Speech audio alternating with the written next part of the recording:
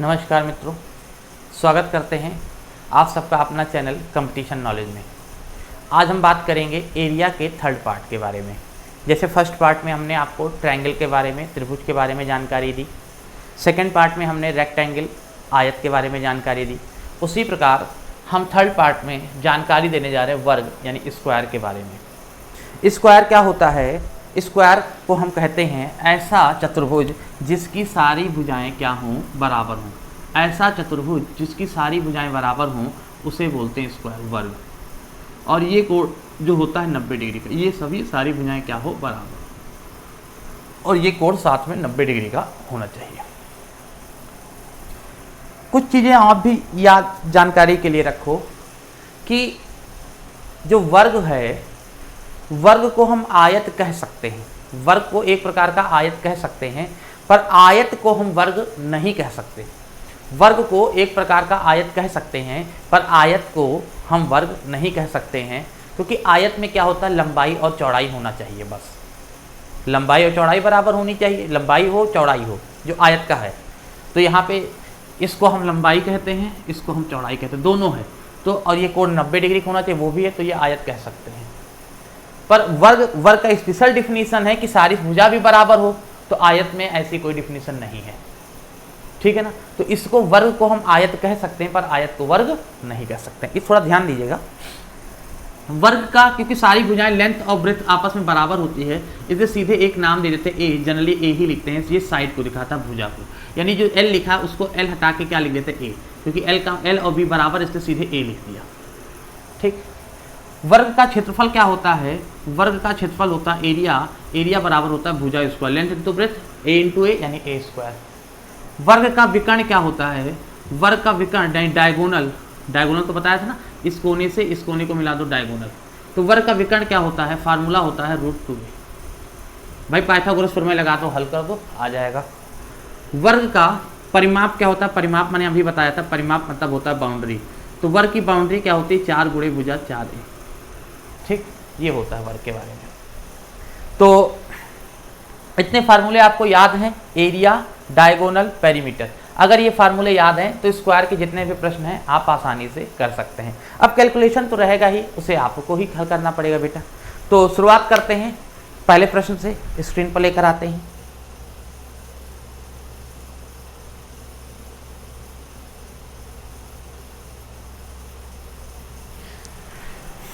पहला प्रश्न आपके सामने स्क्रीन पे लिखा है, इसको इरेज कर दें स्पेस के लिए।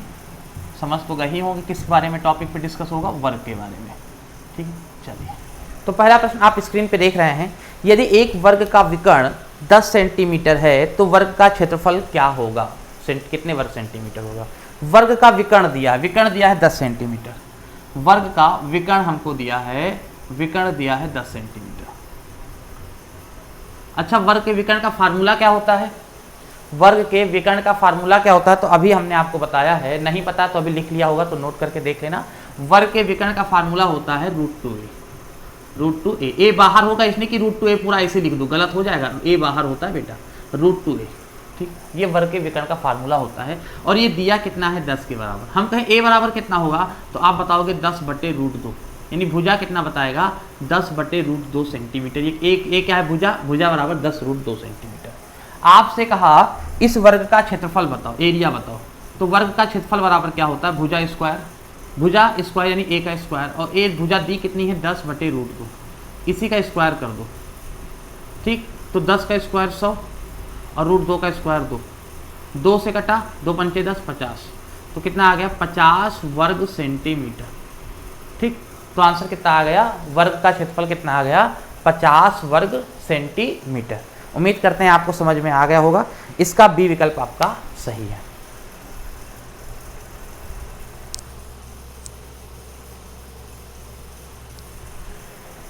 अगला प्रश्न भी इसी तरह है, उसमें भी दिया हुआ है विकर्ण। अगला प्रश्न क्या लिखा है हम पढ़ देते हैं, स्क्रीन पे लिखा है, एक वर्ग का विकर्ण 12 सेंटीमीटर है तो इसके प्रत्येक भुजा की लंबाई कितनी होगी? क्योंकि वर्ग की प्रत्येक भुजा की लंबाई बराबर होती है, यानी ए का मान हमको निकालना है। वर्ग का विकर्ण दिया है 12 सेंटीमीटर, विकर्ण दिया है 12 सेंटीमीटर। देखिएगा ध्यानपूर्वक, खाली विकर्ण हमको दिया है 12 सेंटीमीटर, और हम जानते हैं वर्ग का विकर्ण जो होता है वो होता है √2a, और ये दिया है 12, तो a बराबर क्या हो जाएगा 12/√2, सही है ना। अब क्या करेंगे, √2 से ऊपर और √2 से नीचे मल्टीप्लाई कर देंगे। जब क्योंकि परमयीकरण करने के लिए 12 √2 ऊपर हो जाएगा और √2 का 2 हो जाएगा, और 2 छंग 12 तो हो गया 6√2, ठीक। ये क्या आ गया a का मान, तो यही हमारा आंसर हो गया। वर्ग की भुजा a बराबर हो गई 6√2, यही हमारा आंसर हो गया। वर्ग की भुजा की लंबाई कितनी आ गई 6√2, 6√2 सेंटीमीटर। अगला प्रश्न आपके सामने स्क्रीन पर है।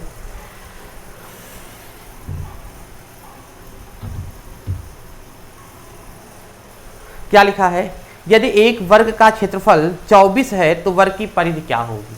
हमको वर्ग का क्षेत्रफल दिया है 24, एक वर्ग है उसका क्षेत्रफल हमको दिया है 24, ठीक। परिधि हमसे पूछा है, तो वर्ग का क्षेत्रफल होता क्या है भुजा स्क्वायर, यानी a स्क्वायर का मान हमको दिया हुआ है 24। तो हमने कहा a का मान कितना होगा, तो a का मान आप निकालोगे √24। √24 की वैल्यू क्या होगी 4 छंग 24 यानी 2√6, यानी a की वैल्यू कितनी आ जाएगी 2√6, ठीक। निकाल तो लोगे ही 4 छंग 24 a का। अब हमने कहा इसका परिमाप बताना है। अब परिमाप क्या होता है, परिमाप यानी बाउंड्री, तो वर्ग का परिमाप क्या होता है, फार्मूला अभी लिखवाया था 4a, तो 4 गुणे a माने भुजा, भुजा कितनी दी है 2√6, ये मल्टीप्लाई का निशान होता है, तो 4 दूनी 8, 8√6, अगर सेंटीमीटर सेंटीमीटर, मीटर है तो मीटर, तो आपका आंसर दिया है, खाली वैसे दिखा है 8√6 इकाई, जो भी होगा 8√6, तो इसका आंसर डी आपका सही है। अगला क्वेश्चन स्क्रीन पे आपको, थोड़ा इस क्वेश्चन बड़ा भी कर दें, इससे आपको क्लियर दिखे, छोटा दिख रहा है।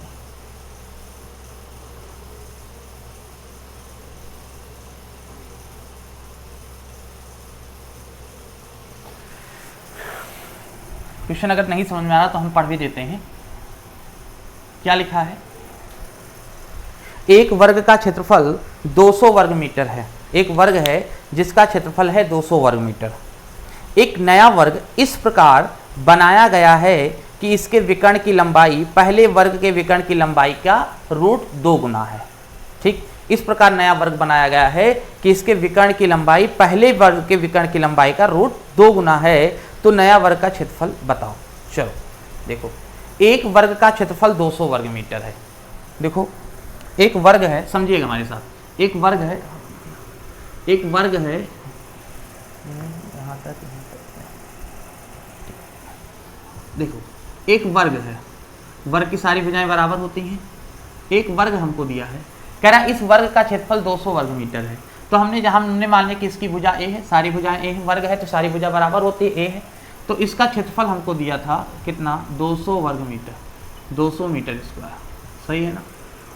वर्ग का क्षेत्रफल होता क्या है भुजा स्क्वायर, यानी a स्क्वायर बराबर दिया है 200, तो a बराबर क्या होगा √200, और √200 का मान जब हल करोगे तो कितना आ जाएगा 10√2, 10 धामा 100, a बराबर क्या आ जाएगा 10√2, ठीक। अगर ये मीटर है तो मीटर लिख लो, ये a का मान आ गया, यानी इस a का मान जो a लिखा था इसको हमने मिटाल के यहाँ लिख दिया 10√2, क्योंकि सारी भुजाएं बराबर होती हैं, ये भी 10√2, ये भी सब 10√2, ठीक। अब कह रहा एक अन्य वर्ग है, अन्य माने दूसरा वर्ग है, एक दूसरा वर्ग है, ये वर्ग की सारी भुजाएं बराबर होती हैं, इसकी भी सारी भुजाएं बराबर होंगी। एक अन्य वर्ग, सवाल कह रहा है एक अन्य वर्ग इस प्रकार बनाया गया है कि उसके विकर्ण की लंबाई पहले वर्ग के विकर्ण की लंबाई का √2 गुना है। इस वर्ग के विकर्ण की लंबाई का √2 गुना है। अगर इसका a है तो इसका √2a है, अगर इसका 3 है तो इसका 3√2, यानी इस वर्ग के विकर्ण की लंबाई का √2 गुना है वो। तो पहले वर्ग का विकर्ण होगा कितना, पहले बताओ ये वर्ग का विकर्ण होगा कितना, वर्ग का इसका विकर्ण निकालो। तो विकर्ण बराबर अभी हमने पढ़ा है, विकर्ण का कैसे क्या फार्मूला होता है, पहले वर्ग का विकर्ण अगर निकालो तो फार्मूला होता है √2a, वर्ग का विकर्ण का ही फार्मूला होता है। तो √2 और a का मान अभी आपको लिखा है, a का मान ये आया 10√2, √2 और √2 का 2 हो जाएगा और 2 धामा 20, तो इस वर्ग का विकर्ण क्या हो जाएगा 20 मीटर, यानी ये आ जाएगा 20 मीटर। इस वर्ग का विकर्ण जो है, इस वर्ग का जो विकर्ण है, इस वर्ग का विकर्ण पहले वर्ग के विकर्ण का रूट 2 गुना है, यानी अगर ये 20 है तो ये रूट 2 गुना 20 रूट 2 है। ठीक, अगर ये 20 है तो ये रूट 2 गुना 20 रूट 2 है। तो हमने मान लिया इसकी भुजा b मान लिया, तो सारी भुजा b होगी क्योंकि सारी भुजाएं बराबर होती हैं। तो हमने कहा अच्छा इस वर्ग का विकर्ण क्या होगा, वर्ग का विकर्ण क्या होता है, इस वर्ग का विकर्ण आया 20 रूट 2। अच्छा वर्ग का विकर्ण होता क्या है, a रूट 2, तो यहाँ a की जगह b लिख दिया है, तो यहाँ b रूट 2 बराबर 20 रूट 2। सही है ना, यही तो होगा। अब हमसे क्या, उसके पहले वर्ग के विकर्ण की लंबाई का रूट 2 गुना तो नए वर्ग का क्षेत्रफल, इसका क्षेत्रफल बताना है। तो रूट 2 से रूट 2 क्या हो जाएगा, कट जाएगा, b का मान कितना आ जाएगा 20, b का मान कितना आ जाएगा 20। हमसे कहा इसका क्षेत्रफल बताओ, तो क्षेत्रफल बराबर क्या होता है भुजा स्क्वायर, क्षेत्रफल बराबर क्या होता है भुजा स्क्वायर, और भुजा b का मान दिया है 20, तो इसी का स्क्वायर कर दो, और 20 का स्क्वायर कितना होता है 400, तो 400 वर्ग मीटर इसका आंसर हो जाएगा। तो नए वर्ग का क्षेत्रफल कितना आ जाएगा 400 वर्ग मीटर। उम्मीद करते हैं आपको सारी चीज़ें समझ में आ गई होंगी। एक बार फिर से देख लीजिएगा, तो 400 वर्ग मीटर नए वर्ग का क्षेत्रफल होगा, यानी इसका कौन सा विकल्प सही है, सी विकल्प इसका सही है।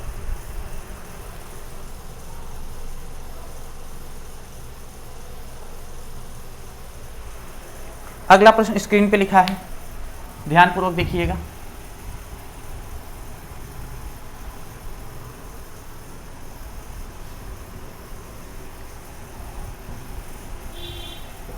अगला प्रश्न स्क्रीन पे कह रहा है दो वर्गों के परिमाप 40 सेंटीमीटर और 32 सेंटीमीटर है, और तीसरे वर्ग का परिमाप जिसका क्षेत्रफल इन दोनों वर्गों के क्षेत्रफल के अंतर के बराबर है निम्न है। दो वर्ग हैं जिनका परिमाप दिया है 40 सेंटीमीटर और 32 सेंटीमीटर। दो वर्ग हैं, एक वर्ग और एक दूसरा वर्ग। इसका परिमाप P1, परिमाप लिख दिया P1 लिख दो परिमाप, इसका परिमाप दिया है 40 सेंटीमीटर, और इस लाइन खींच दिया, इसका परिमाप P2 दिया है 32 सेंटीमीटर। समझिएगा हमारी बात को ध्यानपूर्वक। परिमाप को हम कहते हैं बाउंड्री, क्योंकि वर्ग की सारी बाउंड्री बराबर होती है, इससे परिमाप क्या होता है a इंटू ए इंटू ए, यानी 4a। तो इसका मान लेते हैं, इसकी सारी h की भुजा a है, इसकी भुजा b है, तो इसका परिमाप क्या होगा 4a, परिमाप यही तो होता है 4a। तो क्या होगा 4a बराबर 40, तो a बराबर क्या होगा 40/4, सही है ना, 4 10 जा 40, 4 धाम 40, a इक्वल टू 10 सेंटीमीटर। यानी इस वर्ग की भुजा कितनी आ गई 10 सेंटीमीटर, इस वर्ग की भुजा कितनी आ गई 10 सेंटीमीटर। ऐसे इसकी भुजा अगर निकालना चाहें तो 4b, 4 गुणे भुजा b है बराबर 32, 4 8 32, तो b का एक मान कितना आ जाएगा 8, और सेंटीमीटर है तो 8 सेंटीमीटर। ये 8 सेंटीमीटर आया और ये 10 सेंटीमीटर आया। अब हमसे कहा क्या गया है, सवाल कह रहा है उस तीसरे वर्ग का परिमाप जिसका क्षेत्रफल इन दोनों वर्गों के क्षेत्रफल के अंतर के बराबर है। एक तीसरा वर्ग है, सवाल यहां बना देते तीसरा वर्ग। इस तीसरे वर्ग का हमको क्षेत्रफल निकालना, क्या निकालना है क्षेत्रफल निकालना है, जिसका जो परिमाप है, इसका परिमाप निकालना है जिसका क्षेत्रफल इन दोनों वर्गों के क्षेत्रफल के अंतर के बराबर है। अच्छा इसका क्षेत्रफल क्या होगा, एरिया 1, A1 एरिया 1 लिख दिया, तो इसका क्षेत्रफल होगा क्या, क्षेत्रफल बराबर क्या होता है वर्ग का क्षेत्रफल बराबर होता है भुजा स्क्वायर। तो 10 का स्क्वायर कितना होगा 100 वर्ग सेंटीमीटर। ऐसे इस दूसरे वर्ग का परिमाप A2 लिख दिया, वर्ग का क्षेत्रफल कितना होगा भुजा स्क्वायर, भुजा 8 है, 8 का स्क्वायर 64 वर्ग सेंटीमीटर। इनका अंतर के बराबर है तीसरे वर्ग का परिमाप, तीसरे वर्ग का परिमाप क्षेत्रफल A मान लिया, तीसरे वर्ग का क्षेत्रफल एरिया, तीसरे वर्ग का ये तीसरे वर्ग का थर्ड एरिया, थर्ड या 3 लिख दें, तीसरे वर्ग का एरिया क्या होगा, इन दोनों वर्गों के, बहुत ध्यान सवाल समझिएगा, इन दोनों वर्गों के क्षेत्रफल के अंतर के बराबर है। ये 100 और ये 64, अंतर कितना होगा 100 में 64 घटाओगे तो 36, कितना 36 वर्ग सेंटीमीटर का अंतर होगा, 36 वर्ग सेंटीमीटर का अंतर होगा। यानी इस वाले का एरिया आ गया, क्षेत्रफल आ गया A3, ये आ गया 36 वर्ग सेंटीमीटर। इसका परिमाप हमको बताना है, इसका परिमाप हमको बताना है। तो परिमाप कैसे निकालोगे, एरिया बराबर होता क्या, एरिया बराबर होता है भुजा स्क्वायर। इसकी भुजा कितनी मान ली, इसकी भुजा मान लो C मान ली, तो इसका एरिया कितना होगा C स्क्वायर, भुजा स्क्वायर दिया है 36, भाई भुजा मानी C, क्षेत्रफल बराबर क्या होता है भुजा स्क्वायर, C का स्क्वायर बराबर 36, तो C बराबर रूट 36, और 36 का वर्गमूल कितना होता है 6 सेंटीमीटर भुजा आ गई। तो परिमाप हमको बताना था, और परिमाप बराबर क्या होता है 4 गुणे भुजा, 4 और भुजा क्या माना है c, और 4 और c का मान अभी आपने निकाला है 6, तो 4 और 6 कितना आ गया 24। तो इसका आंसर कितना होगा 24 सेंटीमीटर। इस तीसरे वर्ग का जो परिमाप होगा वो होगा 24 सेंटीमीटर। पहले वर्ग का परिमाप दिया था, दूसरे वर्ग का परिमाप दिया था, हमने परिमाप के माध्यम से क्षेत्रफल निकाला, इसका भी क्षेत्रफल निकाला, इनका अंतर किया। वो अंतर किसके बराबर है तीसरे वर्ग के क्षेत्रफल के, और तीसरे वर्ग का क्षेत्रफल अगर 36 तो भुजा होगी 6, परिमाप होगा 4c, 4 6 24। एक बार फिर से वीडियो को पूरी तरह देख लीजिएगा, और प्रश्न को कम से कम 2 बार पढ़ लीजिएगा, या कहीं कॉपी पे नोट करके समझने की खुद कोशिश कीजिएगा, फिर वीडियो को पूरा देखिएगा, रिवर्स करके 2-3 बार देख लीजिएगा।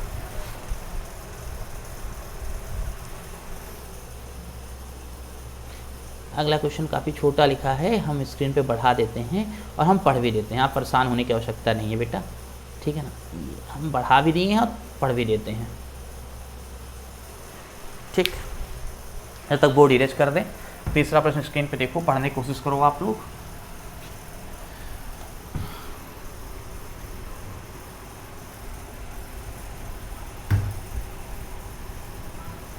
तीसरा है प्रश्न कि उस वर्ग के क्षेत्रफल, एक वर्ग के क्षेत्रफल का उस वर्ग के क्षेत्रफल में अनुपात हमेशा कितना होगा जो उसके वर्ग के विकर्ण पर खींचा गया हो। एक वर्ग के क्षेत्रफल का उस वर्ग के क्षेत्रफल में अनुपात हमेशा कितना होगा जो उसके विकर्ण पर खींचा गया हो। एक वर्ग है, समझिएगा हमारी बात को, यही बनाते हैं, देखिएगा एक वर्ग है, थोड़ा नीचे बनाए तभी, क्योंकि 2 वर्ग बनाने पड़ेंगे तभी हम समझा पाएंगे। एक वर्ग है, मान लो इसकी सारी भुजा a है, वर्ग की सारी भुजा क्या है a है, भुजा जनरली a ही मानते हैं, ठीक। तो इसका क्षेत्रफल कितना होगा, इस वर्ग का क्षेत्रफल कितना होगा, एरिया 1 लिख दें, पहले का क्षेत्रफल एरिया 1, इस वर्ग का क्षेत्रफल कितना होगा भुजा स्क्वायर a स्क्वायर, इस वर्ग का क्षेत्रफल कितना होगा भुजा स्क्वायर a स्क्वायर। क्लियर है।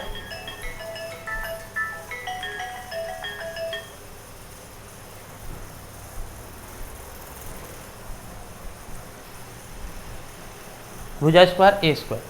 अब अगला है, आगे पढ़ते हैं, तो इसके विकर्ण पर बने वर्ग। अब इस वर्ग के विकर्ण, इसका विकर्ण क्या होगा, इसका विकर्ण होगा √2a, इसका विकर्ण होगा √2a। और इस विकर्ण पर बने वर्ग, अगर इस विकर्ण पे वर्ग बनाओगे तो विकर्ण पे जो वर्ग बनेगा, क्योंकि वर्ग की सारी भुजाएं बराबर होती तो ऐसे वर्ग बनेगा, यानी इसकी सारी भुजा ये √2a ये भी होगा, और ये भी √2a होगा, यानी कि सारी भुजा बराबर होती है वर्ग की, तो ये भी √2a होगा। यानी इस वाले जो वर्ग विकर्ण पे वर्ग बना है इसकी भुजा ही होगी √2a। तो इस वाले विकर्ण का फार्मूला जो होगा, एरिया होगा a2 जो होगा वो क्या होगा, क्योंकि क्षेत्रफल क्या होता है भुजा स्क्वायर, भुजा इसकी क्या है √2a, तो इसी का कर दो स्क्वायर, इसी का कर दो स्क्वायर, तो √2 का स्क्वायर 2, a का स्क्वायर a स्क्वायर, ये होगा एरिया 2। जो वर्ग के विकर्ण पे वर्ग बना है, वर्ग के विकर्ण पे जो वर्ग बना उसका क्षेत्रफल 2a स्क्वायर, और वर्ग का क्षेत्रफल है a स्क्वायर, जिस वर्ग पे बना है उसका a स्क्वायर। अब हमसे कहा इनका अनुपात कितना होगा, तो एरिया 1 अपॉन एरिया 2, तो ऊपर वाले का एरिया है a स्क्वायर और इसका स्क्वायर है 2a square, a square cancel, ऊपर बचा 1 और ये बचा 2, यानी अनुपात कितना आ गया 1:2। अनुपात कितना होगा 1:2, कितना होगा 1:2। तो उम्मीद करते हैं आपको समझ में आया होगा।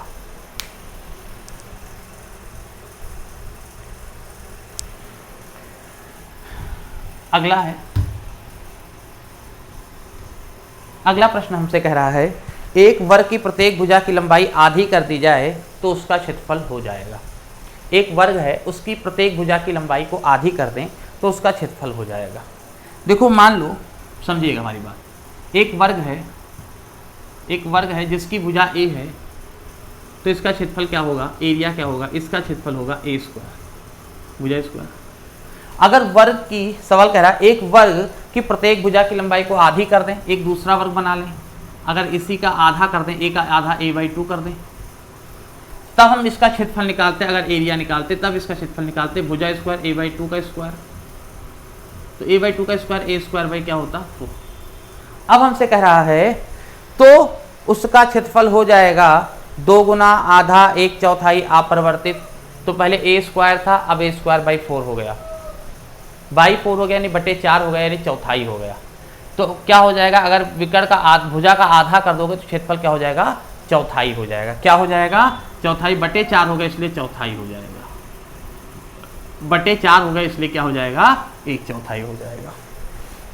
1/4 लिखना चाहिए था। समझ में आ रहा, क्योंकि ए स्क्वायर था, अब ए स्क्वायर बटे 4 तो 1/4 हो गया, उसका चौथा हिस्सा हो गया।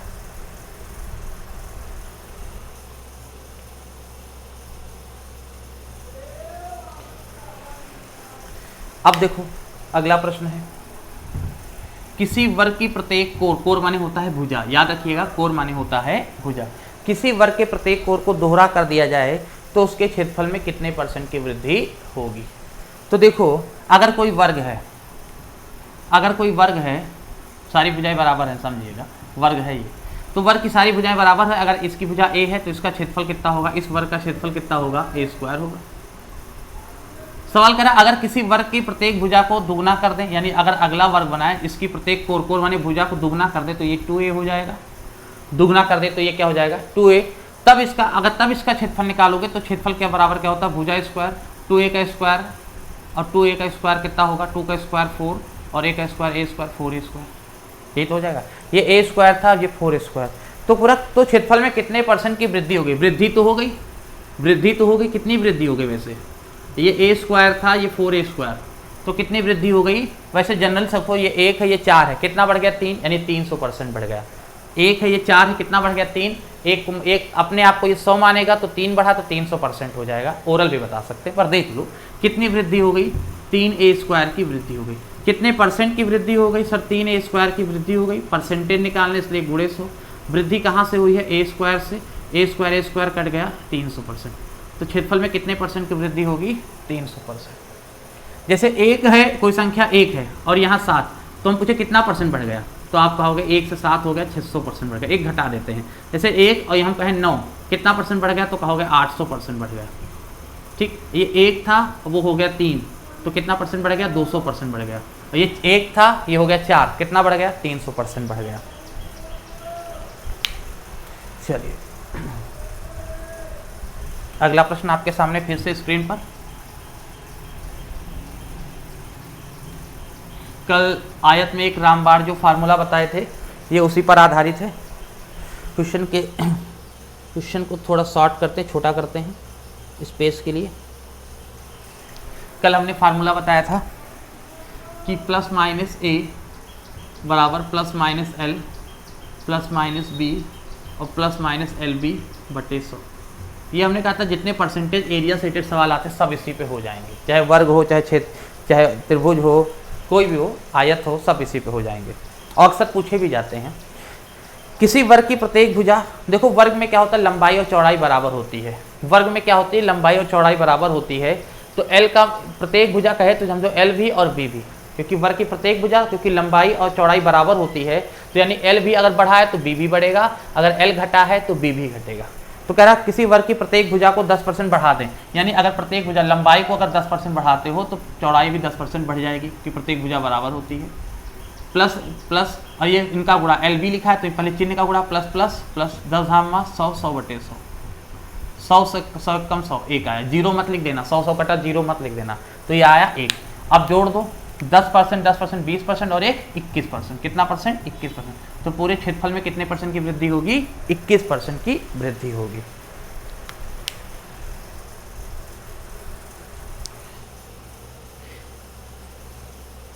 कुछ क्वेश्चन हमारे पास पुराने पड़े थे तो इसको थोड़ा बड़ा कर देते हैं, देखिएगा प्रश्न काफ़ी बढ़िया स्क्रीन पर है ये आपके।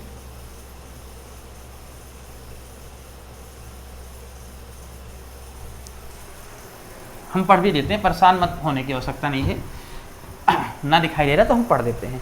कह रहा एक छोटा वर्ग है जिसकी भुजा है 1/10 मीटर। एक छोटा वर्ग है जिसकी भुजा है 1/10 मीटर। तो एक 4 मीटर भुजा वाले वर्ग में ऐसे कितने छोटे वर्ग समा सकते हैं, कि 4 मीटर भुजा वाले एक वर्ग है और उसमें एक छोटा वर्ग है 1/10 मीटर का, उस वर्ग को इस 4 मीटर भुजा वाले वर्ग में कितने छोटे वर्ग समा सकते हैं। तो देखो छोटा वर्ग जो होगा छोटे वर्ग की भुजा, हाँ जो छोटा वर्ग है, छोटा वर्ग जो है आपका, उसकी भुजा, छोटे वर्ग की भुजा, तो छोटे वर्ग की भुजा कितनी दी है, 1/10 मीटर। समझिएगा थोड़ा सा। तो छोटे वर्ग का क्षेत्रफल कितना होगा, छोटे वर्ग का क्षेत्रफल होगा 1/10 का स्क्वायर, और 1/10 का स्क्वायर यानी 1/100 वर्ग मीटर, ये हो गया। बड़े वर्ग की भुजा कितनी दी है, बड़े वर्ग की भुजा कितनी दी है, बड़े वर्ग की भुजा कितनी दी है, 4 मीटर। तो इसका क्षेत्रफल कितना हो जाएगा, बड़े वर्ग का क्षेत्रफल क्या हो जाएगा, 4 का स्क्वायर यानी 16 वर्ग मीटर, मीटर स्क्वायर। एक बड़े वर्ग में कितने छोटे वर्ग समा सकते हैं, तो अब हम कितने छोटे वर्ग n पूछा जाए तो बड़ा बटे छोटा, यानी बड़े का क्षेत्रफल, बड़े वर्ग का क्षेत्रफल, ये फार्मूला याद रखिएगा ऐसे सवालों के लिए, बड़े वर्ग का क्षेत्रफल बटे छोटे वर्ग का क्षेत्रफल, छोटे वर्ग का, बड़े वर्ग का क्षेत्रफल बटे छोटे वर्ग का क्षेत्रफल। बड़े वर्ग का क्षेत्रफल, बड़े वर्ग कितना है, क्षेत्रफल कितना है 16, बटे छोटे वर्ग का क्षेत्रफल, छोटे वर्ग का क्षेत्रफल कितना है 1/100, ये 100 कहाँ चला जाएगा ऊपर, यानी क्या हो जाएगा 1600। कितने छोटे वर्ग समा सकते हैं, 1600 छोटे वर्ग समा सकते हैं।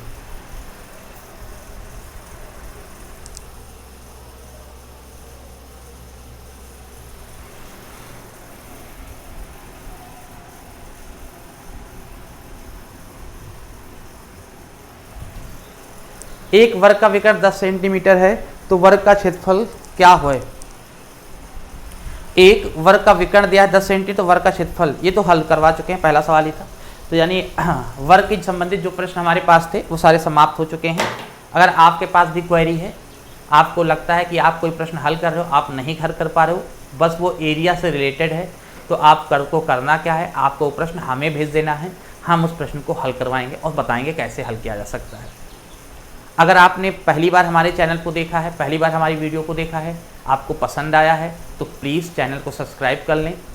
जो विद्यार्थी पहले सब्सक्राइब कर चुके हैं, उनको पूरी वीडियो देखने के बाद अच्छी लग रही है, समझ में आ रहा है, तो प्लीज़ अगर लग रहा है कि सर और अच्छी वीडियो बनाएं और पढ़ाएं, तो प्लीज़ लाइक का बटन ज़रूर दबाया करें। जितने लाइक के बटन दबेंगे हमें उतनी खुशी होती है कि हम और अच्छा पढ़ा सकें आपके लिए।